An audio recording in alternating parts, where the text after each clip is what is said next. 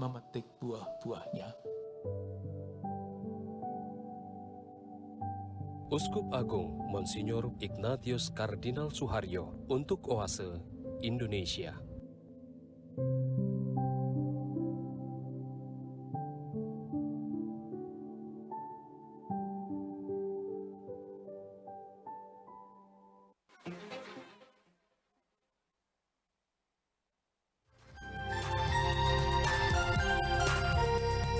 Pro 3 Jaringan Berita Nasional. To the point.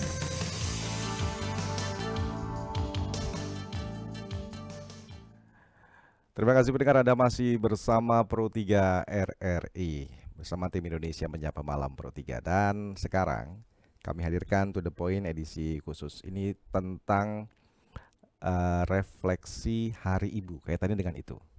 Tema besarnya adalah cegah perkawinan anak. Cegah perkawinan anak gitu ya.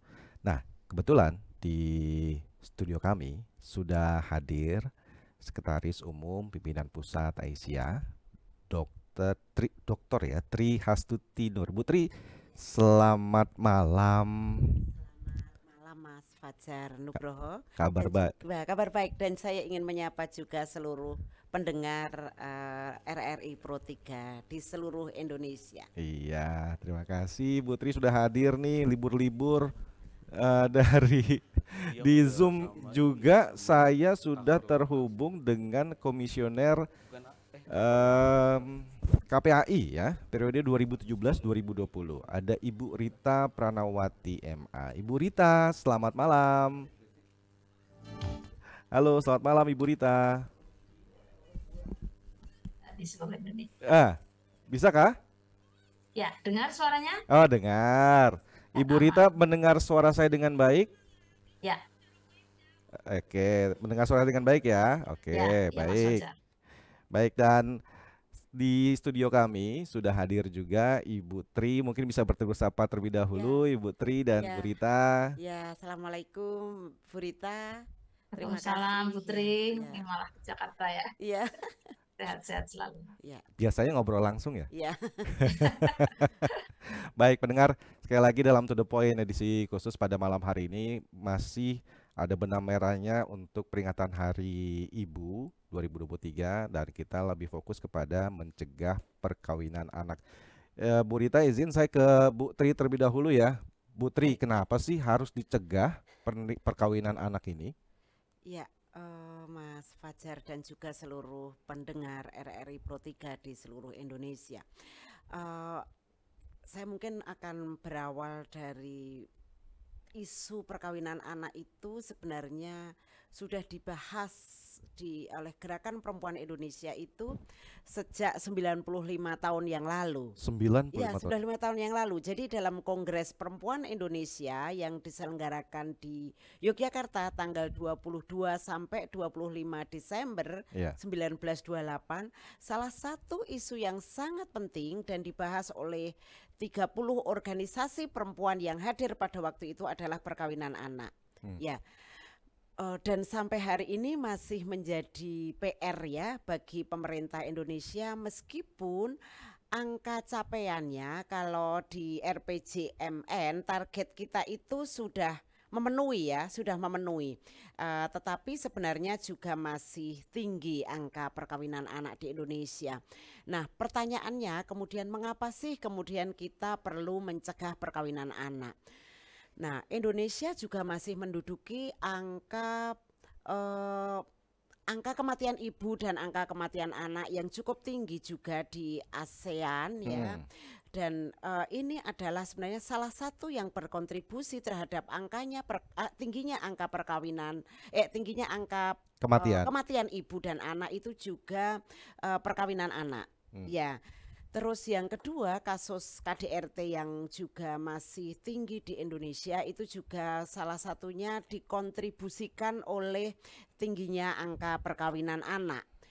Terus PR yang ketiga adalah stunting ya. Stunting masih menjadi isu besar di Indonesia dan menjadi PR juga bagi pemerintah Indonesia karena yang menyumbang angka stunting ini salah satu kontribusinya juga karena angka perkawinan anak begitu. Jadi sangat kompleks sekali ya Mas Fajar terkait mengapa sih kemudian kita sangat berupaya keras agar perkawinan anak itu segera kita cegah begitu dan diturunkan.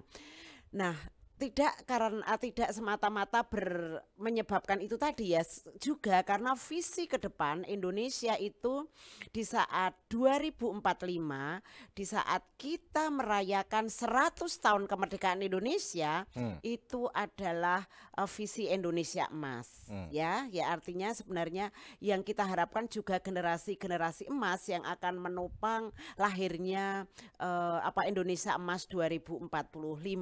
Itu jadi mengapa kemudian kita masih prihatin terhadap perkawinan anak dan perlu bersama-sama semua pihak untuk bergandeng tangan menurunkan dan mencegah angka perkawinan anak ini. Bayangkan sudah 95 tahun digagas. Ya.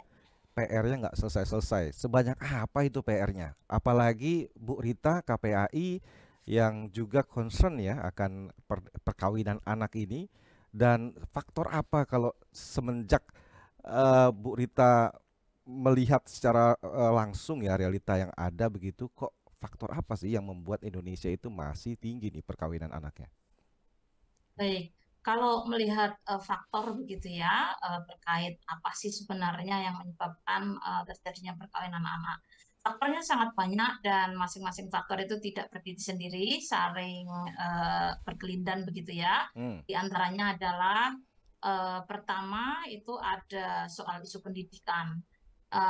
Idealnya memang kan wajib belajar 12 tahun itu ada, tetapi faktanya masih banyak anak-anak yang tidak bisa menyelesaikan sekolah, kemudian kadang-kadang orang tua kesulitan juga ini mau ngapain setelah tidak bersekolah, maka kemudian alternatifnya adalah menikah, terjadinya menikah gitu, biar kemudian juga nyambung dengan isu ekonomi, karena kalau tidak dikawinkan maka sebenarnya ini adalah menjadi tanggungan keluarga gitu, menjadi beban keluarga. Jadi sebaiknya dilepaskan gitu agar tidak menambah beban keluarga. Selain juga bahwa dalam konteks budaya itu juga masih banyak di masyarakat kita. Kalau sudah ada yang meminta, kenapa kemudian tidak diserahkan gitulah. Kalau udah dilamar kenapa tidak dilepas gitu, karena nanti takutnya mohon maaf ya misalnya jadi perawan tua, tidak laku dan seterusnya, itu masih eksis di masyarakat kita. Selain juga bahwa ada faktor pemahaman agama yang kurang tepat, misalnya karena ini sudah bersama ya lebih baik daripada mendekati zina, ya udah dikawinkan aja meskipun usianya masih anak. Sekaligus juga bahwa di kita juga ada tadi faktor kemiskinan. Kalau hari-hari ini juga informasi terkait perkembangan teknologi, kurangnya literasi digital menyebabkan anak-anak terjerumus kepada informasi yang kurang tepat, sehingga kemudian paparan pornografi itu juga menyebabkan ya sekaligus juga lemahnya informasi terkait kesehatan reproduksi ya, kehamilan tidak diinginkan yang kemudian berdampak kepada perkawinan, meskipun itu rata-rata kalau dari permohonan dispensasi kawin itu sekitar 25%. Dispensasi pernikahan, mohon maaf Bu Rita. Kenapa? Dispensasi apa? Ya dispensasi kawin kalau karena kehamilan tidak diinginkan, itu sebenarnya angkanya sekitar 25% dari permohonan dispensasi kawin gitu. Jadi tidak kan orang mengira kalau orang anak dimintakan dispensasi kawin itu lebih karena hamil, padahal sebenarnya juga enggak juga karena hamil. Ya, dari semua dispensasi kawin anak dari 100% itu 25%-nya karena kehamilan ya, hamil lebih dahulu ya, kehamilan tidak diinginkan.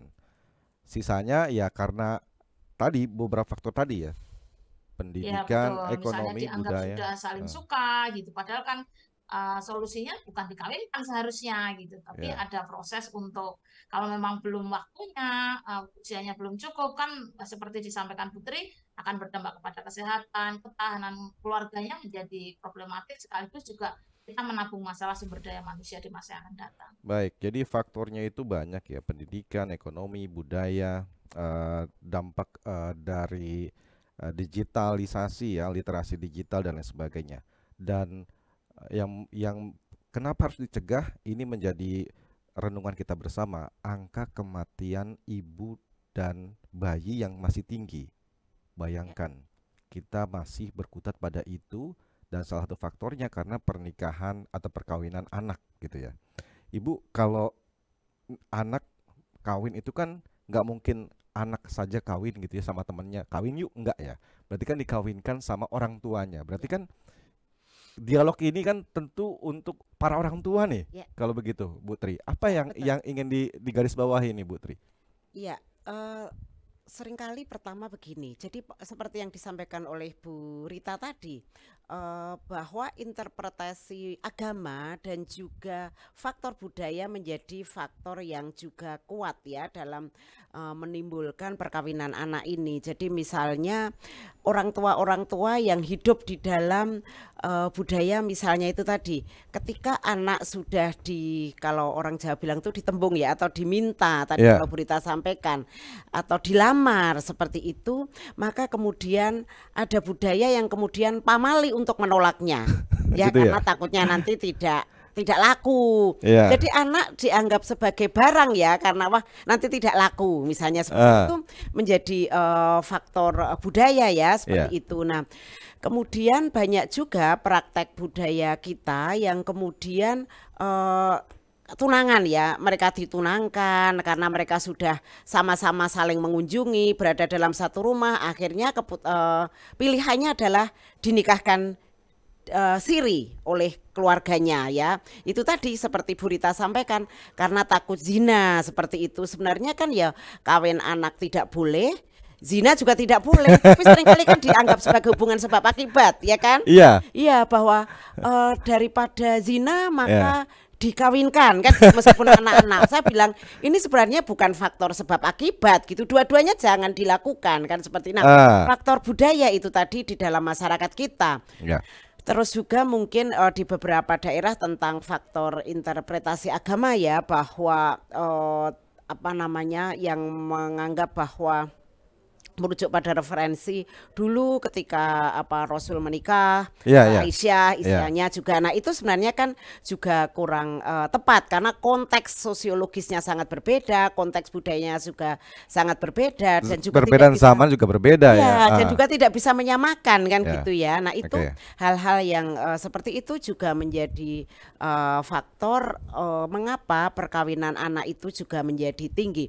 Nah, itu orang tua yang berada dalam budaya itu. Nah, satu lagi faktornya Mas Fajar, mungkin tadi sudah disebutkan oleh Bu Rita juga, saya ingin menguatkan juga terkait dengan pola asuh ya. Pola asuh orang tua pada anak-anaknya, tadi sudah sempat disinggung bahwa dunia digital kan sangat luar biasa sekali ya, bagaimana anak-anak kita yang kemudian berkenalan lewat media sosial, berinteraksi dengan lawan jenisnya melalui dunia digital, itu kemudian kan mudah dengan rayuan-rayuan dan sebagainya, misalnya bisa terjadi kehamilan tidak dikehendaki, akhirnya mereka kawin kan seperti. Nah, ini adalah orang tua juga dihadapkan pada kondisi pola asuh yang harus berubah karena tantangannya semakin kompleks ya. Baik, ini masih banyak pertanyaan yang ingin saya sampaikan, tapi saya beri kesempatan dulu deh bagi pendengar Pro 3. Boleh ya, Bu Rita saya izin, Bu Tri saya izin untuk bagaimana tanggapan Anda pendengar soal perkawinan anak. Atau mungkin Anda selaku orang tua yang menikahkan anaknya sebagai pelakunya. Atau dari Anda pendengar ada yang mempunyai pandangan bahwa lebih setuju bahwa perkawinan anak ini memang nggak apa-apa gitu. Kita bisa berdiskusi juga pada malam hari ini, silahkan. Dari Jambi ada Ibu Kartini, saya coba sapa dulu. Ibu Kartini, selamat malam. Selamat malam, Assalamualaikum. Waalaikumsalam warahmatullahi wabarakatuh. Ya, silakan Bu Kartini. Untuk Ibu narasumber ya. Kalau menurut saya pernikahan dini atau masih anak sudah nikah itu disebabkan beberapa faktor, Mas. Yang pertama mungkin salah pergaulan, mau tak mau harus dinikahkan. Yang keduanya ekonomi, tidak ada menyambung lagi sekolahnya ke SMP, taman SD aja nganggur di rumah, ada yang melamar lagi diizinkan. Karena memang ekonomi sangat sulit, walaupun pemerintah sudah mengadakan istilahnya itu meringankan sekolah ini itu, tapi bagi masyarakat kita yang paling bawah itu yang untuk makan aja susah, Mas, tetap juga dia putus sekolah gitu. Jadi ada beberapa macam sesudah itu tuh menurut saya, karena setiap anak sekarang megang HP yang mana dia bebas membuka membuka hal-hal di HP itu yang belum pantas tertengok sama dia segala macam, itu bisa juga mengakibatkan hal yang tidak bagus untuk anak kita gitu. Karena memang hampir semua sudah megang HP gitu. Jadi memang kita sebagai orang tua juga sibuk mencari kehidupan, sedangkan anak megang HP, kita tidak tahu apa yang dikelolanya gitu. Pengawasan orang tua jadi kurang ya, orang tuanya sibuk soalnya bukan ini ya. Baik. Karena memang sangat sibuk. Mungkin itu beberapa hal, Mas. Terima kasih. Assalamualaikum. Waalaikumsalam. Pak Oki di Cirebon, selamat malam. Pak Oki, terputus ya. Pak Oki di Cirebon terputus. Saya ke Kupang, ada Pak Haris. Halo Pak Haris. Selamat malam, malam Pak Haris. Salam sehat, salam tangguh. Salam sehat, salam tangguh juga. Ya, biasa siar malam begini, salam hormatku. Biasanya dini hari ya, agak jet lag juga saya nih. Silakan nih Pak Haris. Salam hormatku juga untuk Ibu Tri dan Ibu Rita. Salam hormat. Terima kasih Pak Haris. Ini Bung ya, kita mau tanyakan apa? Bukan kita tanya ya. Kalau di Kupang ini banyak perkawinan dini itu.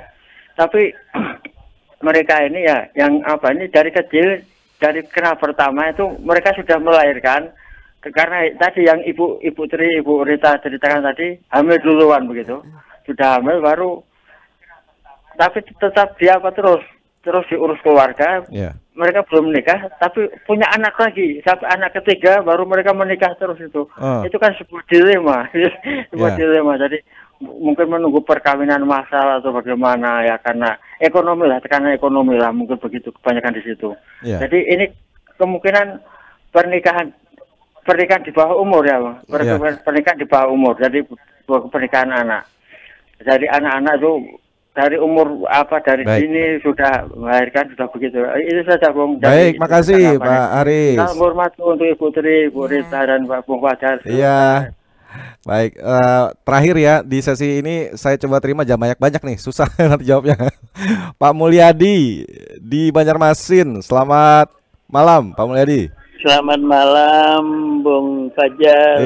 Selamat malam Bung narasumber. Selamat malam Pak. Bung Fajar, saya minta izin dulu menyampaikan selamat Hari Natal buat mereka yang merayakannya. Baik, terima kasih. Ya, silakan Pak Mulyadi. Saya langsung aja ya.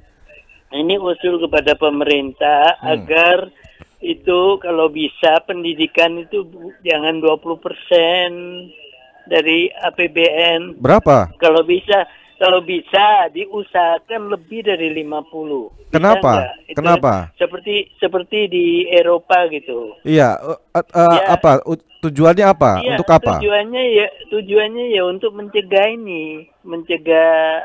pernikahan dini, dan untuk ekonomi di pedesaan. Jadi kalau bisa pendidikan digratiskan gitu. Ya gitu. Bukannya udah ya, Bu Tri? Ya. Ya itu. Oke. Belum. Ya. Oh, belum ya? Ya itu aja.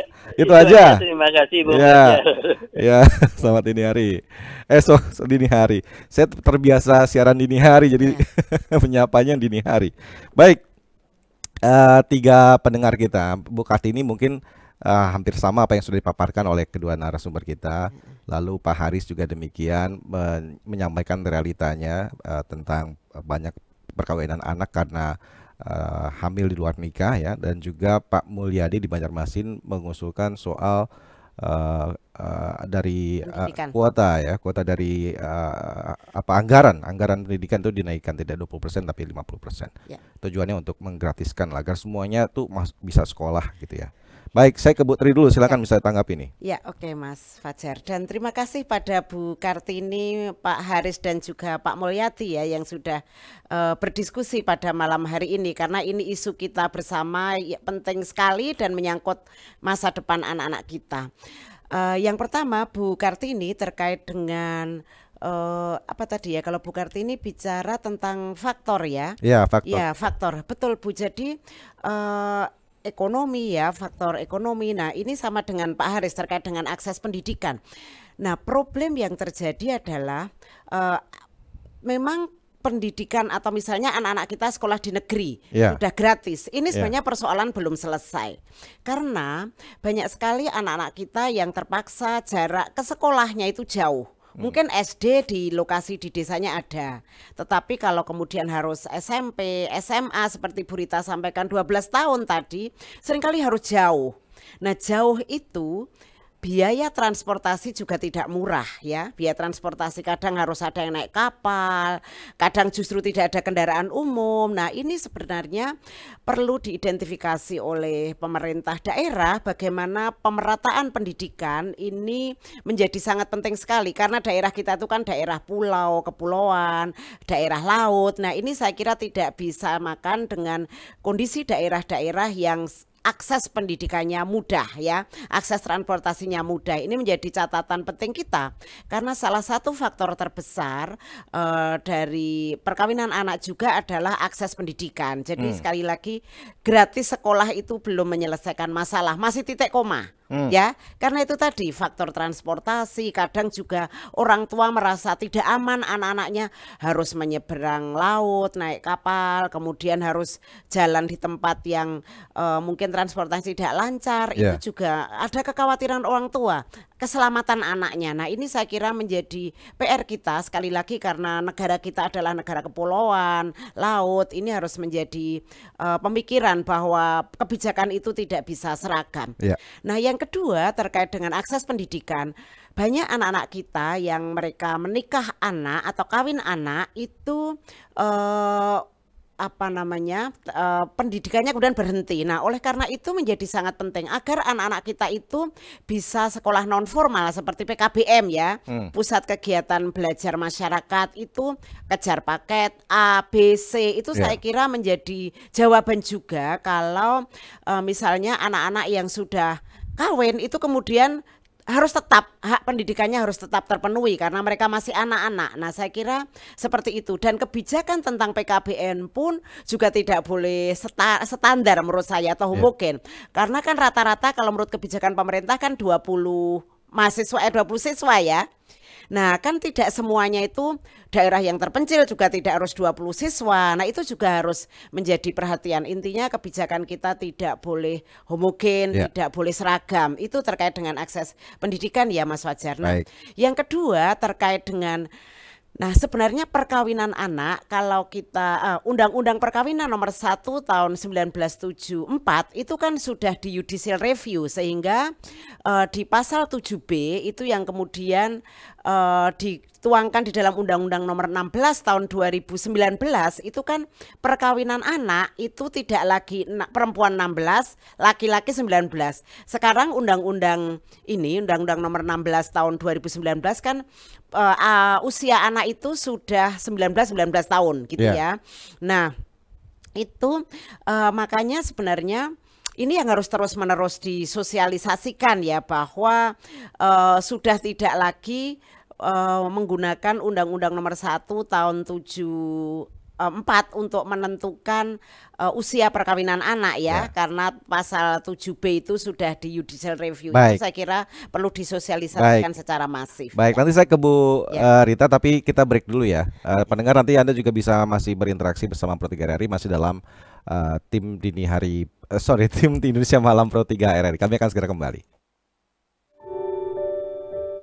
La tashab man la yulhiduka ilallahi haluhu wa la yadulluka ilallahi maqaluhu.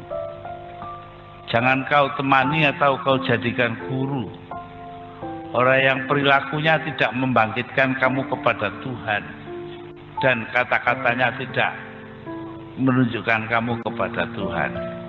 Lalu siapa yang perilakunya jadi contoh bagi kita itu kepada Tuhan? Ya tidak lain tidak bukan adalah ulama. Walaupun zaman sekarang ada ulama politik sapi turute, tapi ulama-ulama yang betul-betul masih ikhlas itulah yang kita pegang. Dulu suasana kita itu saling menghargai satu sama lain, bukan seperti sekarang. Isine liyane, muring-muring karo kancane ndekne liyane. Kalau kita melihat apa yang diperlukan Indonesia sekarang ini adalah pihak yang menegakkan akhlak, yang bermoral. Kita ini tambah lama tambah jauh dari moral atau akhlak yang benar itu. Padahal i'la'u kalimatillahi allati hiyal ulya, meninggikan asma Allah yang sudah mulia itu. Kalau tidak mau berakhlak mulia, bagaimana kita tinggikan? Bagaimana kita muliakan? Sudah otomatis dengan sendirinya kalau kita memang mau ila'i kalimatillahi allati hiyal ulya, ya harus berakhlak yang baik. Ini menjadi sangat penting bagi kita dewasa ini. Karena kita lihat di mana-mana akhlak sudah mulai rusak. Akhlak sudah hilang akhlaknya, akhlakul karimahnya itu sudah hilang. Yang tinggal itu keangkuhan. Saya rasa ini menjadi sangat penting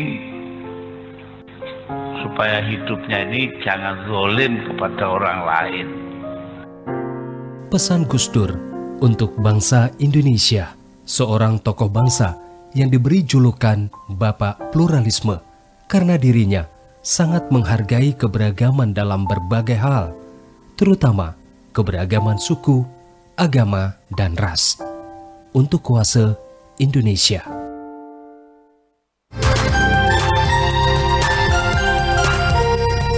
Pro 3 Jaringan Berita Nasional. Kita masih dalam diskusi mencegah perkawinan anak ya.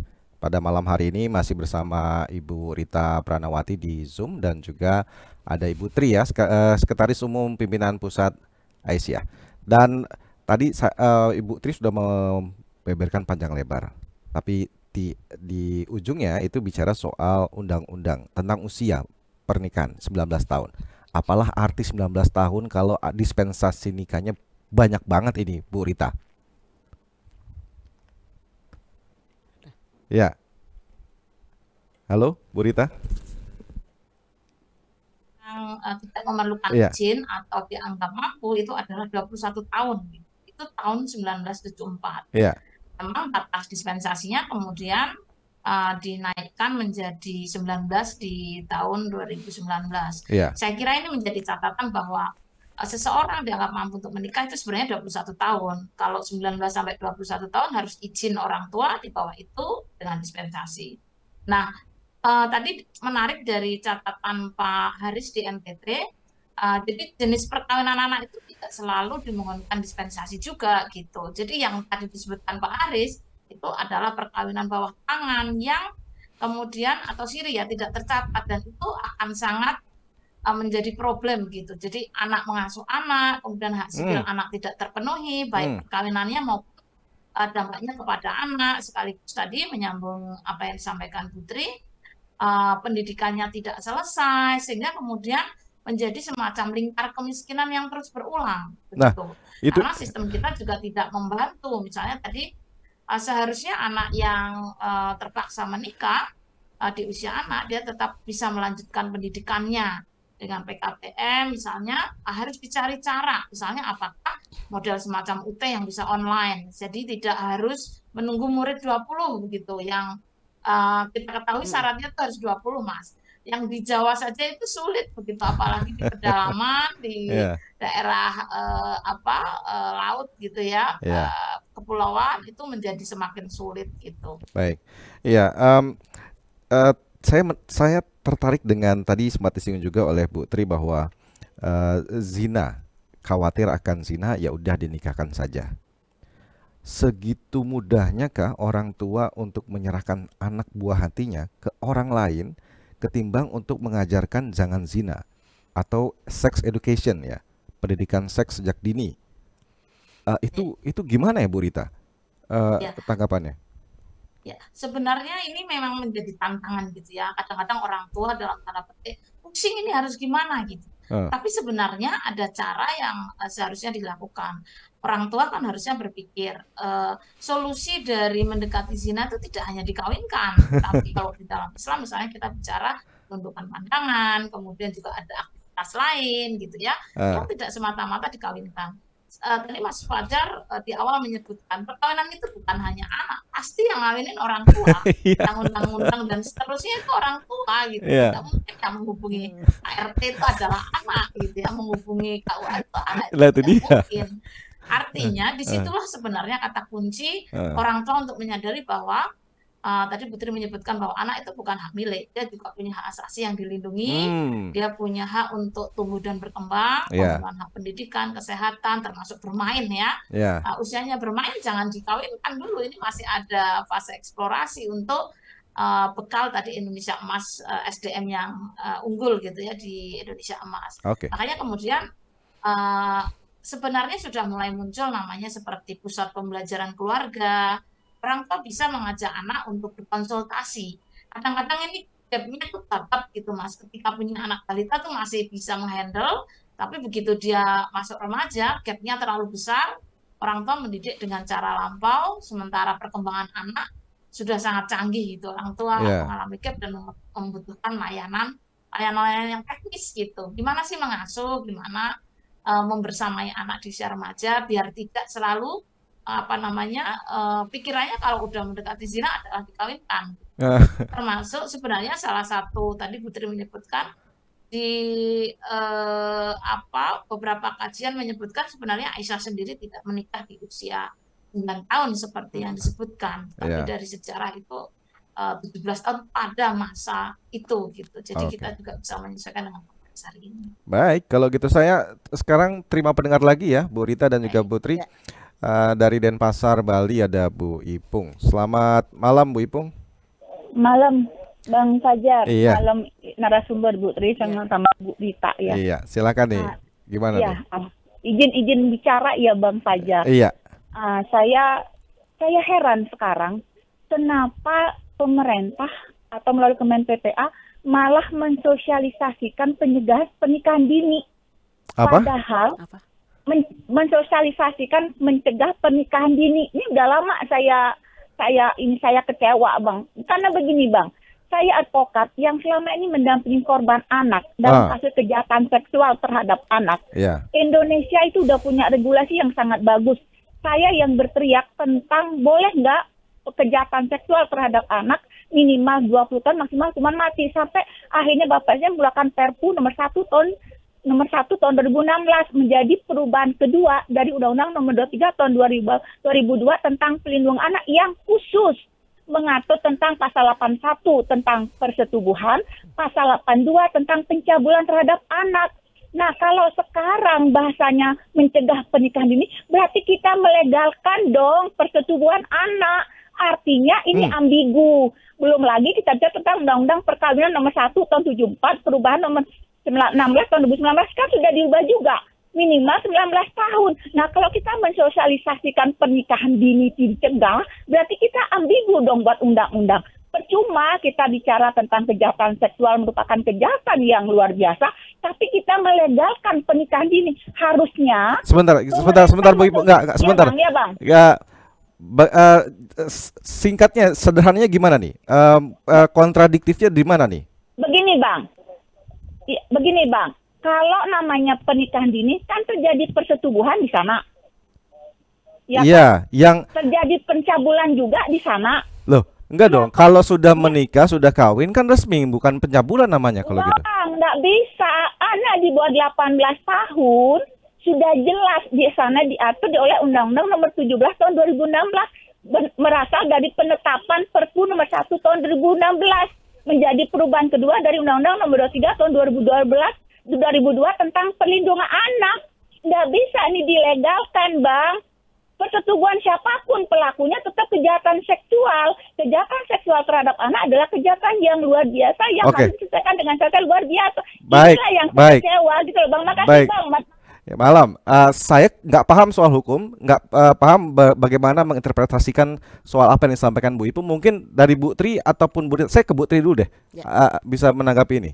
Ya, kalau mungkin penafsiran kita berbeda ya Bu, artinya bahwa upaya-upaya untuk mencegah perkawinan anak itu sebenarnya maksudnya tidak head to head dengan tadi bahwa ini berarti melegalkan persetubuhan gitu ya, karena kalau kita melihat misalnya pada Undang-Undang TPKS tindak pidana kekerasan seksual itu sebenarnya sudah jelas sekali ada 9 apa sih yang dimaksud dengan tindak pidana kekerasan seksual itu sangat rinci sekali. Nah itu sebenarnya kalau memang masuk dalam tindak pidana kekerasan seksual bisa dijerat dengan Undang-Undang Nomor 12 tahun 2022 tentang tindak pidana kekerasan seksual seperti itu. Nah kalau kemudian pemerintah ingin mencegah perkawinan anak gitu ya, sebenarnya itu juga upaya gitu ya, karena tadi banyaknya angka stunting, AKB, kemudian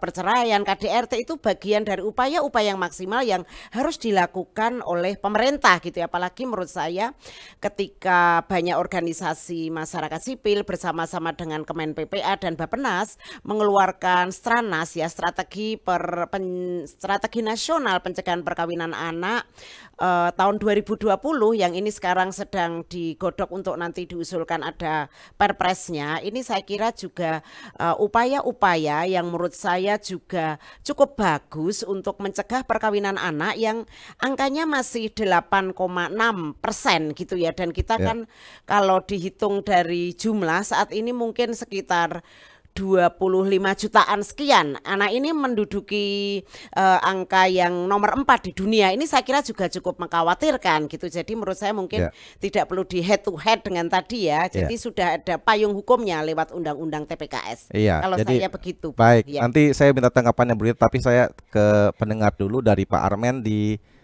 Sumatera Utara ya. Selamat malam Pak Armen.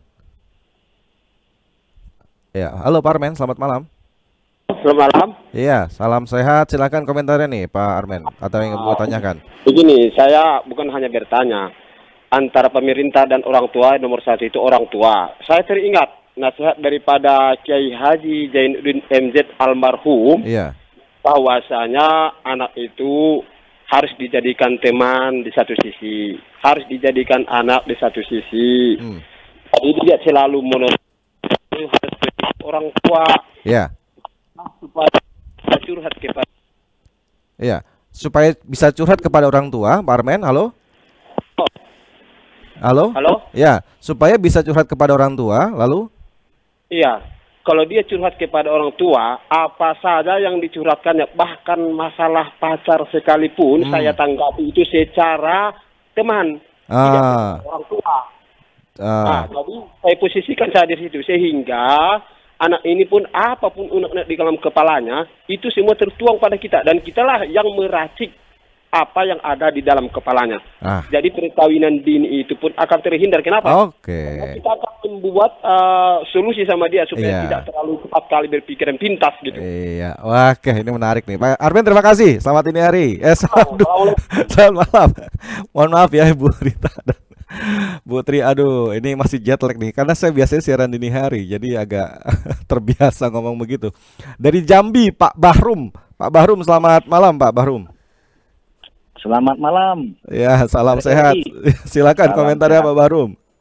Komentarnya kita ini di dunia nomor 4 terbesar penduduk ya. Iya. Tapi kita tidak bisa berbuat apa-apa.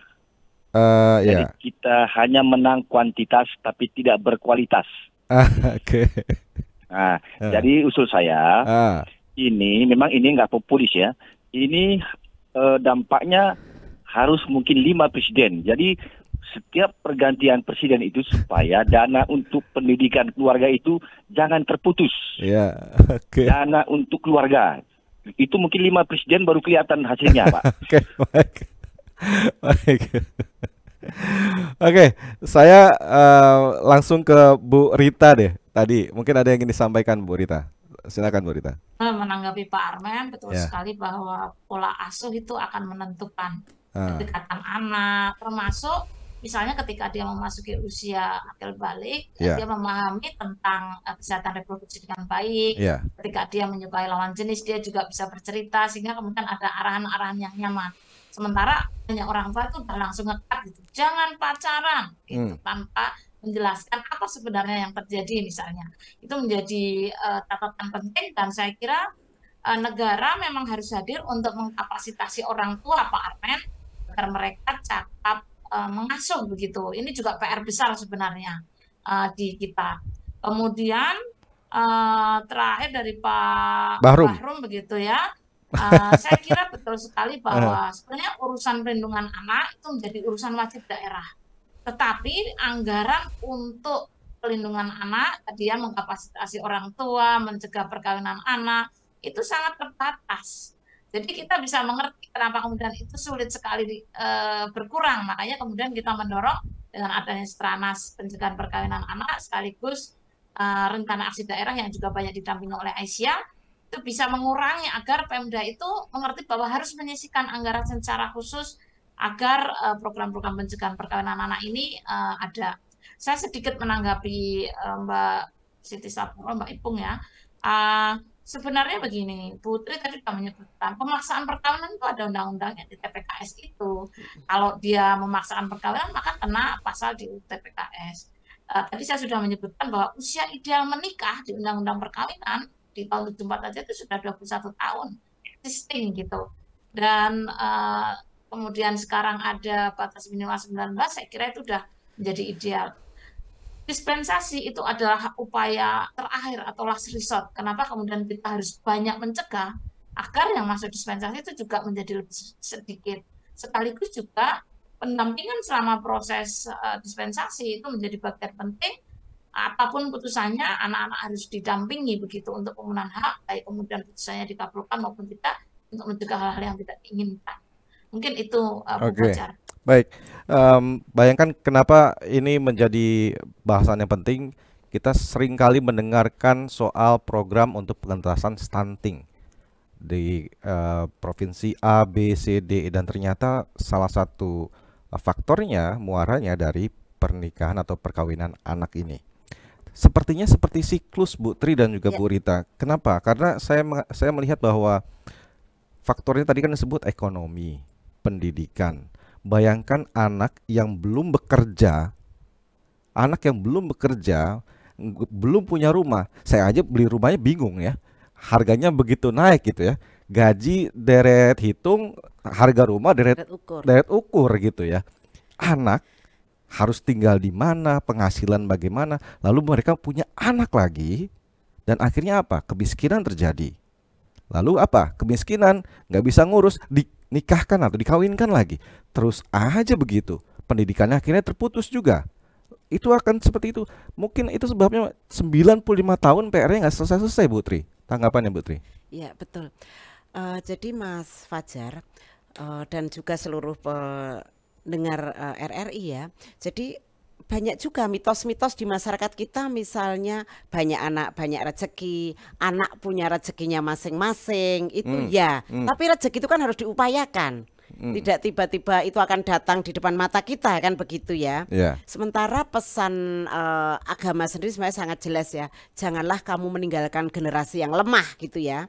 Ya, kalau misalnya anak-anak kita tuh kawin anak, itu kan sebenarnya generasinya akan lemah. Karena apa? Seperti disampaikan oleh Bu Rita tadi, akan menjadi siklus kemiskinan yang terus menjadi siklus yang susah untuk kemudian dipotong mata rantai tersebut gitu. Nah, itu mengapa sebenarnya mitos-mitos budaya yang masih kuat itu sebenarnya kuat mengakar di masyarakat kita, sehingga itulah yang menjadi daya faktor yang kemudian 95 tahun masih seperti itu. Nah, sebenarnya juga strategi yang cukup bagus yang sudah disampaikan di Stranas ya, Stranas Strategi Nasional pencegahan perkawinan anak tahun 2020 itu optimalisasi peran anak. Nah, sekarang itu mungkin kita perlu merefleksikan bersama-sama, sudahkah anak-anak kita tuh punya ruang-ruang untuk mereka mengekspresikan diri, mengoptimalkan potensi-potensi yang ada gitu ya. Ditanya maunya apa gitu ya. Ditanya maunya apa gitu ya. Bukan maunya orang tua ya. Ya di kampung, di desa, itu punya nggak ruang-ruang bagi anak-anak untuk mengekspresikan dirinya. Nah, ini menjadi sangat penting ya, karena seringkali yang muncul tuh anak-anak tuh disalahkan, ya kan? Tidak pernah ada ruang-ruang bicara juga untuk mereka seperti itu. Misalnya informasi tentang hak kesehatan seksual dan reproduksi, itu seperti Bu Rita sampaikan tadi.